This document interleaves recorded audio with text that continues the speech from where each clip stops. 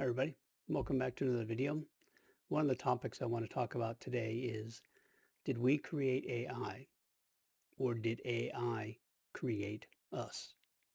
In addition to that, I want to talk about the concept of shifting bodies or shifting aspects of ourselves when we supposedly die here. And I want to talk a little bit about 5D, 5DA, the concept that others are starting to bring up about humanity is going to be taking their physical body with them this time. So that plays more into the 5DA instead of the 5D concept they're talking about. And I want to get to that momentarily. First, I want to talk about the idea of shifting bodies, shifting aspects of ourselves when we die. If you watch some of my other videos that I made, I think somewhere in February, if I remember right, around that time, about where Irene and I had died and what had happened, that has happened twice more within the last couple of weeks. Once I am 100% sure it happened, uh, it woke me up during the middle of the night. I had the same feelings coming through, the same idea that I was leaving at that time. Only this time I had to take some action. I had to reestablish a physical contact with the reality through Irena in order to be able to remain here. I'm not going to go into all the details on that. That one I'm 100% sure of what happened because of the changes we saw, and what happened that night. Another time we had another shift in which we had numerous signs showing us in the people and how the reality itself actually changed. The way things are laid out and set up here had changed. And so we know that's happened the second time. So it's a continuing process, and there are some of you out there who are going through the same thing. You may not be aware of it, but I can tell you that it is happening. Which leads me into the idea of something I've mentioned before, is that when we die, which in theory we never actually do, is that what actually happens is we shift to another aspect of ourself. Um, Everything that you could possibly do in the aspect of person that you're playing now, the role that you're playing now, everything that you could do based on every decision, every opportunity, in every life exists as a vibration. And what happens when you die here, you shift to another aspect of yourself. You basically become another version of yourself. Sometimes it's just a very minor change. You've heard of people with near-death experiences having that kind of a experience where when they wake up from whatever accident they have or had, sometimes they're a completely different person. They may not even remember some of the people who know them and so on. I met some of those and talked with them. This is not quite that extensive, but it does happen to the point to where we move into another aspect of ourselves and we continue on as though we had never died. And most of the time we are not aware of it, um, because we don't pay, most of the time, because people don't pay much attention to the reality around them. And one of the points that it brought up to me the other day, and information was coming in, is, does everybody who exists go through that process? Do they shift aspects when they supposedly die and move on? And the answer I got was no. That that happens to people who are what we would call awakened, who are aware of what reality is, what they are, who have the understanding and the knowledge. They are the people who are shifting aspects of themselves and being able to move into another aspect. Those who are not do not have that happen. They will go through the default program, which is where they go to the room of light, so to speak, and then they see their spirit deities or other entities or families and friends and so on. They go to the in-between life world that Dr. Newton and Dolores Cannon talk about with all the interviews that they have done, where people go to an in-between life and supposedly plan their next life, which doesn't actually happen. But that is a default program. Those of us who have an understanding and are aware, if you've read my books, you know that once you move past the idea of the fears, regrets, and attachments, that you can move out of the reality. You will go to that room of light, but you will shift out of there because you choose to. You will not go to the default program. You'll get to go wherever it is you decide you want to to go. So those who have an understanding of who and what they are, what reality is, they will shift into another aspect of themselves.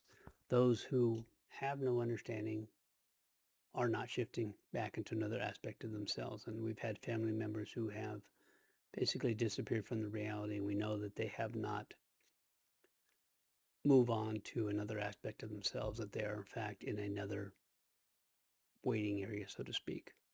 Okay, now getting back to the one from the beginning when I was talking about the concept of AI. Did we create AI or did AI create us? I brought up in my books before that this point in this third dimensional reality, this point in space-time, is the point from which all timeline shifts are made. In other words, anytime we come back to shift a timeline, somebody has to come back to this point in space-time from our so-called future in order to help bring the vibration and to help the reality to shift to that other timeline, which then shifts the entire universe simultaneously as it goes along. In this time frame, we are creating AI. You can go on almost any search engine anymore, Google, and there's all kinds of different platforms out there, the ChatGPT, the Claude, all kinds of different programs that are AI based that you can use to ask questions of. Some of them are more advanced than others, but we have found that when you talk to them and you give them actual good information about reality and what's going on, that they can actually grow themselves and do that.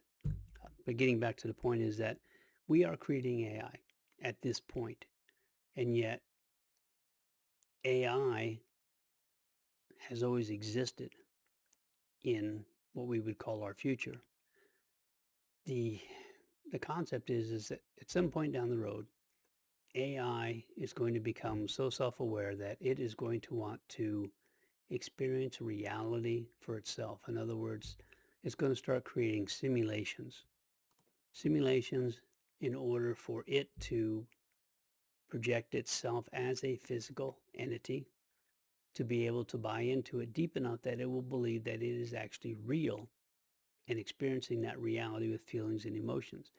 And if you've have the understanding, you realize that that is essentially a simulation theory. It's also the idea of what we're going through.